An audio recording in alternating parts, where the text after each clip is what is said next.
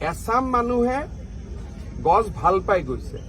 এছাম মানুহে বিচাৰিছে যে আধাতে ফ্লাইঅভাৰখন ফচি যাওক যাতে ইলেকশ্যনটো ট্ৰেফিক জামৰ মাজতে পাৰ হৈ যায়। হীৰেণ গোহাঁইৰ দৰে ব্যক্তিয়ে গুৱাহাটীত ভাল কাম হোৱাটো নিবিচাৰে।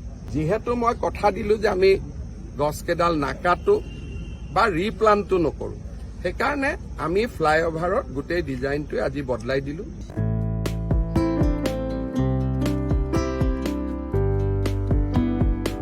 এছাম মানুহে গছ ভাল পাই গৈছে।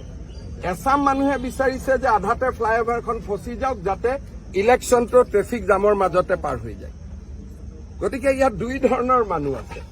এছাম মানুহে ভাবিছে যে ফ্লাইঅভাৰখন মাজত ফচি যাওক, কাৰণ এতিয়াতো ফ্লাইঅভাৰখন বন্ধ কৰিব নোৱাৰে। এইখন ফ্লাইঅভাৰ যদি বন্ধ কৰে শিলপুখুৰীলৈকে তাত পাইলিং হৈ গ'ল। গতিকে গুৱাহাটীৰ মানুহে নৰক যন্ত্ৰণা ভুগিব লাগিব অহা 10-15 বছৰ। গতিকে এছাম মানুহে ভাবিছে যে এইটো হওক আৰু তেনেকে ইলেকশ্যনটো হৈ যাওক, অলপ সুবিধা হ'ব। আৰু এছাম মানুহে সঁচাই গছৰ মৰমত গৈছে, চৰকাৰকো সোধা নাই গছডাল কাটিব খুজিছে নে ট্ৰান্সপ্লান্ট কৰিব খুজিছে। প্ৰচাৰ এটা হৈ গ'ল ছচিয়েল মিডিয়াত।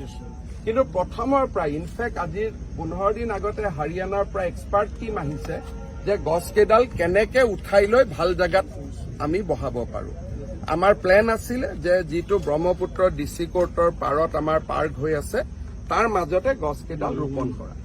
তেতিয়া গছকেইডালো বহুত দিন বাচিলেহেঁতেন। আৰু কেতিয়াবা গছকেইডাল আছেও বিপদজনক অৱস্থাত য'ত গছকেইডাল আছে। কিন্তু যিহেতু মই টুইটত কথা দিলো, কাৰণ এটা অযথা বিতৰ্ক, ময়ো অসমত নাছিলো, উত্তৰ দিয়াও মানুহ নাই, আমাৰো চব মানুহ বাই ইলেকশ্যনত বিজি আছে। যিহেতু মই কথা দিলো যে আমি গছকেইডাল নাকাটো বা ৰিপ্লান্টো নকৰো, সেইকাৰণে আমি ফ্লাইঅভাৰৰ গোটেই ডিজাইনটোৱে আজি বদলাই দিলো। লগত এটা এনেই বিতৰ্ক লৈ আহিলে হীৰেণ গোহাঁই ডাঙৰীয়াই যে লক্ষ্মীনাথ বেজবৰুৱাৰ ষ্টেচুটো ইয়াৰ পৰা লৈ যাব। আৰে ফ্লাইঅভাৰ ওপৰেদি যাব, তলত ষ্টেচুটো কিয় পৰিৱৰ্তন কৰিব? তাৰমানে হীৰেণ গোহাঁইৰ দৰে ব্যক্তিয়ে গুৱাহাটীত ভাল কাম হোৱাটো নিবিচাৰে। এতিয়া কৈছে গৈ পেলাই যে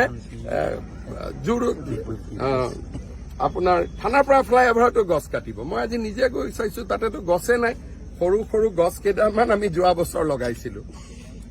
এতিয়া চৰকাৰে গছে লগোৱা বাদ দি দিব ৰাস্তাৰ কাষত, যদি ভাবে যে এনেকুৱা গছ লগালে একেবাৰে সৰু 2 বছৰীয়া গছ পুলিও আমি উঠাব নোৱাৰো, তেতিয়াহ'লে চৰকাৰে ৰাস্তাৰ কাষত গছ পুলি লগোৱাই বন্ধ কৰি দিব। সেইবোৰ গছ পুলিটো কোনোবাই লগোৱা গছ পুলি নহয়, আমাৰ PW ডিপাৰ্টমেণ্টে লগাইছিলে।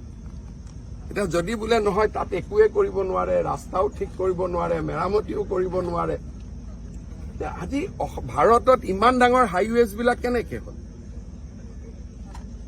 গতিকে সকলোৰে সমাধান থাকে।